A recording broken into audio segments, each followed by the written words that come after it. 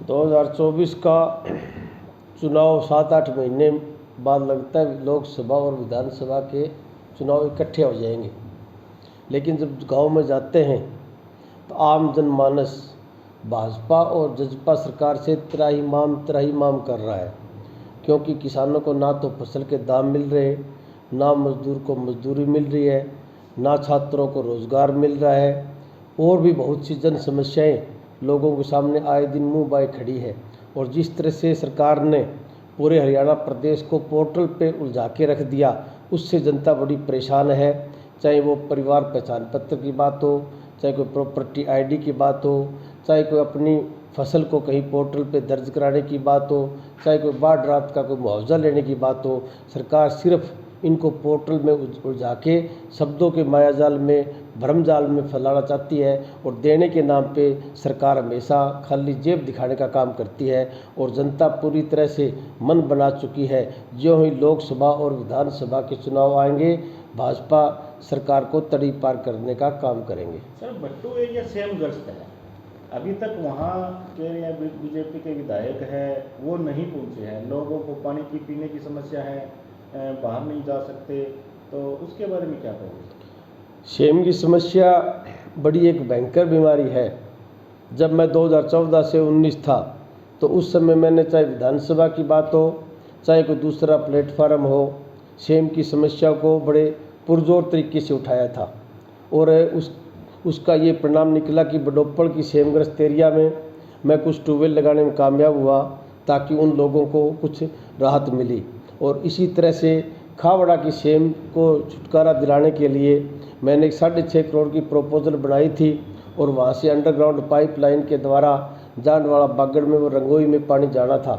लेकिन उस समय भूमि एक्वायर के लिए किसान की सहमति ज़रूरी थी, लेकिन हमें भूमि नहीं मिल पाई, इसलिए प्रपोजल वो ठंडे बस्ते में चली गई थी। लेकिन मौजूदा सरकार ने सेम के किसानों के बारे में आज तक कहीं भी कोई जिक्र तक नहीं किया।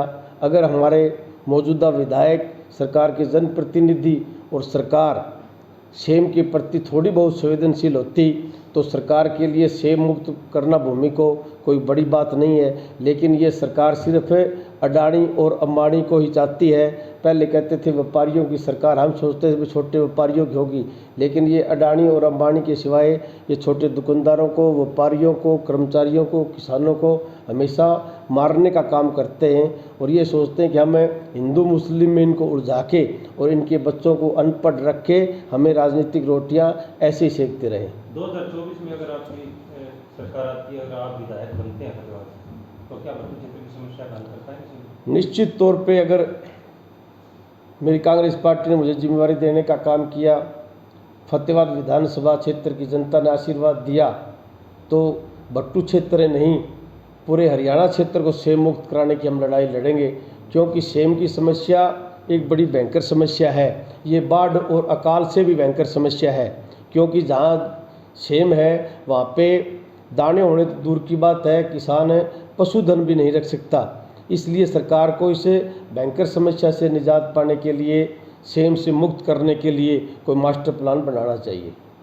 फतेहाबाद में आई बाढ़ के कारण किसान 1 महीने से धरने पे हैं, अभी तक उनकी कोई सुनवाई नहीं हुई। सर, सुनवाई, एक बागड़ी में कहावत है, बहू को कह चोर पकड़ और चोर बहू का भाई। जब जनप्रतिनिधि ये कहे विधानसभा में कि फतेहाबाद में एक बूंद पानी नहीं है, तो किसानों को मुआवजा किस तरह मिल सकता है? और आज भी ये मैं नहीं कह रहा, एग्रीकल्चर डिपार्टमेंट कह रहा है कि 954 एकड़ के अंदर फसल की बिजाई नहीं हुई है। तो जिस तरह से विधानसभा में बहस के दौरान आवाज़ उठी थी कि फतेहाबाद जिले के सैकड़ों एकड़ ज़मीन में आज भी पानी भरा हुआ है, तो सरकारी आंकड़ों के हिसाब से वो सच साबित हुई है। और ये सरकार अगर किसानों के प्रति थोड़ी बहुत संवेदनशील होती, ईमानदार होती, किसानों का भला कर सकती थी, तो इनको तुरंत जो इन्होंने घोषणा की थी कि हम 15-15 हज़ार रुपये किसानों के खाते में डालेंगे ताकि वो दोबारा अपने धान की रोपाई आसानी से कर सकें, तो इनको तुरंत उनके खाते में डालना चाहिए। लेकिन सिर्फ इन्होंने घोषणा करके लोगों को गुमराह करने का काम किया, और उसी के फलस्वरूप आज हमारे किसान भाई 1 महीना से ऊपर यहाँ पे भूखे प्यासे मिनी सेक्रेटरीट के सामने धरनारत है। लेकिन सरकार का ना तो कोई जनप्रतिनिधि और ना कोई सरकार के अधिकारी ने आके अभी तक इनकी सुध बुध नहीं ली है। ये लोग सोचते हैं कि ये थक हार के चले जाएंगे, लेकिन ये इनका वहम है। पहले भी किसान 1 साल लड़ाई लड़के सड़कों पे मोदी को यू टर्न कराने का काम किया था, तो खट्टर सरकार की तो किसानों के सामने कोई औकात ही नहीं है। सुनीता दुग्गल सांसद सिरसा ने फतेहाबाद में बयान दिया था कि जो ये धरने पे बैठे हैं ये विपक्ष के नेता हैं, तो इसके बारे में सर क्या? विनाश काले विपरीत बुद्धि। लगता है भाजपा के जनप्रतिनिधियों की मंशा यही है। उन्होंने माफ़ी मांग ली, बहुत अच्छा काम है, सामाजिक स्तर पे माफ़ी मांगनी चाहिए, लेकिन जिस तरह से उन्होंने बयान दिया था तो उनकी मंशा जग जाहिर होती है कि किसानों के प्रति इनकी मंशा क्या है। उनकी मंशा से आम आदमी आज भली भांति वाकिफ हो चुका है। और जिस तरह से सुनीता दुग्गल ने माफ़ी मांगी है, मैं निवेदन करना चाहूँगा फतेहाबाद के विधायक से भी, जो इन्होंने विधानसभा में कोरी झूठ बोल के किसानों का नुकसान करने का काम किया था, पक्के मोर्चे पे जाके किसानों से माफ़ी मांगें और अपने शब्द वापस लें।